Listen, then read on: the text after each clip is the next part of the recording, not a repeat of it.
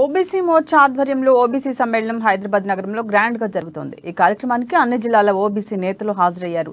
BJP జాతీయ OBC అధ్యక్షులు doctor Laxman, BJP state chief Bandi Sanjay ఈ కార్యక్రమంలో ముఖ్య అతిథులుగా పాల్గొన్నారు।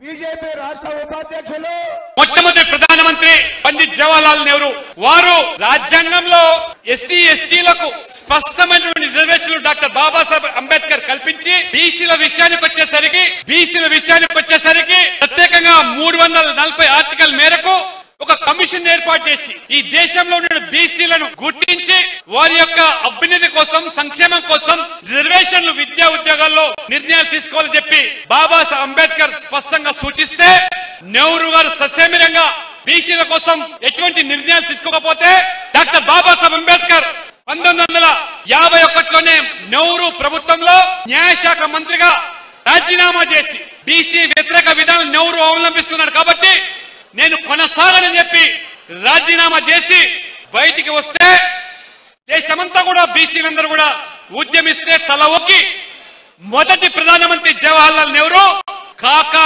కలేకర్ కమిషన్ ను 1953లో ఏర్పాటు చేసి బీసీలకు విద్యలో, ఉద్యోగాల్లో రిజర్వేషన్లు, వాళ్ళ సంక్షేమం కోసం ఎన్ని కులాలు ఉన్నాయి దేశంలో అని చెప్పి ఆ కమిషన్ కాకా కలేకర్ కమిషన్ ఏర్పాటు చేస్తే 2 సంవత్సరాల తర్వాత ఆ కమిషన్ నివేదిక ఇచ్చింది। ఆ నివేదికలో చాలా స్పష్టంగా 1955లోనే 2399 కులాలు ఉన్నాయి, అత్యంత వెనుకబడ్డ కులాలు 837 ఉన్నాయి।